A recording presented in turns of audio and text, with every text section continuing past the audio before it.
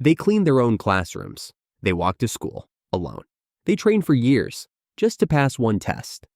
Japan's school system is one of the most disciplined and academically respected in the world. But is it healthy? And what can the US and other countries learn from it? Today, we're diving into the heart of Japanese schooling, the traditions, the rigor, and the surprising values behind the test scores. We'll explore why students clean their classrooms, how exam culture shapes futures, and what Japan achieves without some essentials Western systems swear by. Before we dive in, if you're passionate about how schools shape societies, hit that subscribe button. We unpack global education systems every week, and your curiosity keeps this channel growing. Over the past few weeks, we've explored the unique world of Japanese education, late-night cram sessions at Juku, students cleaning their schools, and the unrelenting pressure of entrance exams that can define a child's future. But now it's time to step back and ask, is all of this actually good for kids? And just as important, what can other countries take away from Japan's approach? On one hand, Japan consistently ranks near the top globally. OECD's PISA test scores place Japanese students in the top 5 for math, science, and reading. Classrooms are orderly and respectful. Students take ownership, not just of their grades, but of their environment and behavior. But there's a cost.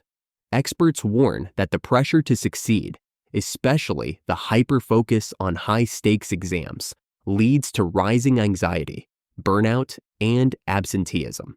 In 2023, over 240,000 students in Japan missed more than 30 days of school, a record high. So what does Japan get right? In Japanese schools, there's no janitor. Students clean their own classrooms, bathrooms, and hallways every day. It's called suji, and it's about more than tidiness. It teaches responsibility, humility, and respect for shared spaces. Even first graders grab a broom. Outside school, independence is key. By age 6 or 7, many kids walk or take public transit to school, alone. In Japan, that's normal. It's a rite of passage that builds self-reliance and trust. Another pillar, group harmony, or yoie. From early on, students are taught to maintain balance and support the group.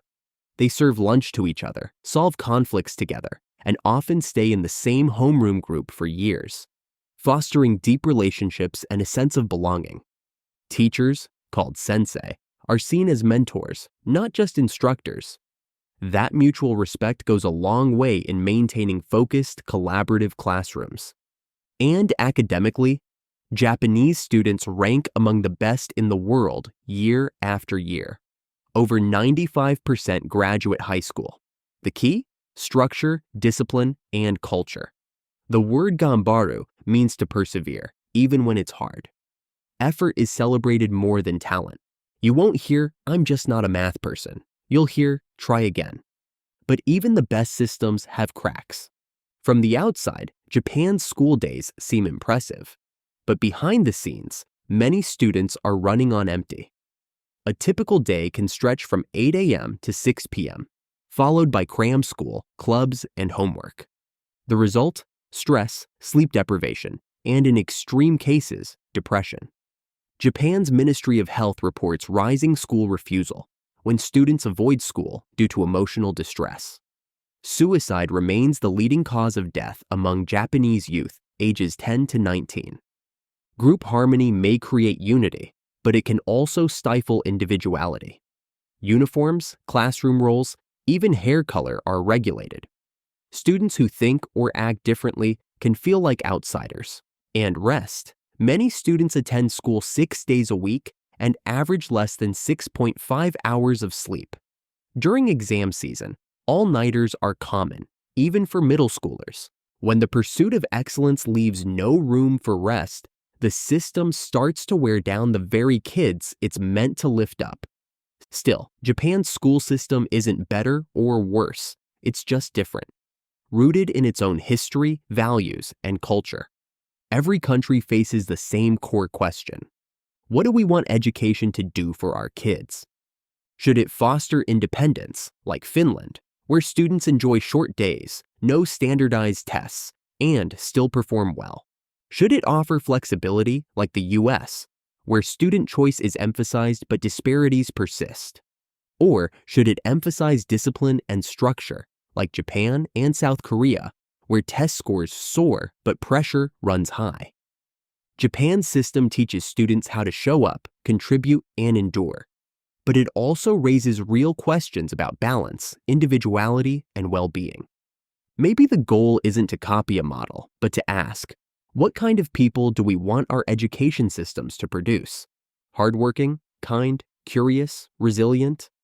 The Japanese model offers powerful lessons in respect, order, and perseverance, and, just as importantly, a reminder that education isn't one size fits all. As a parent, teacher, or even former student, what do you think is the right balance?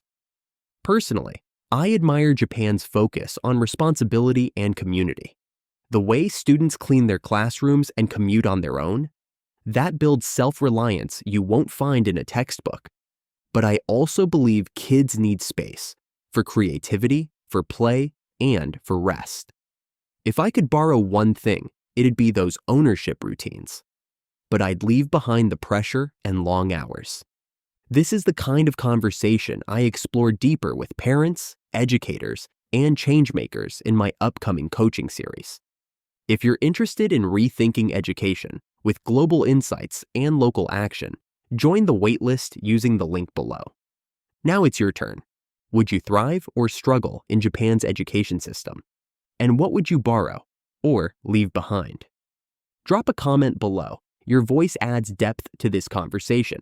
If this made you think, hit that subscribe button for more deep dives into how education looks around the world, from Finland's freedom to South Korea's intensity. And thank you for caring about the future of learning.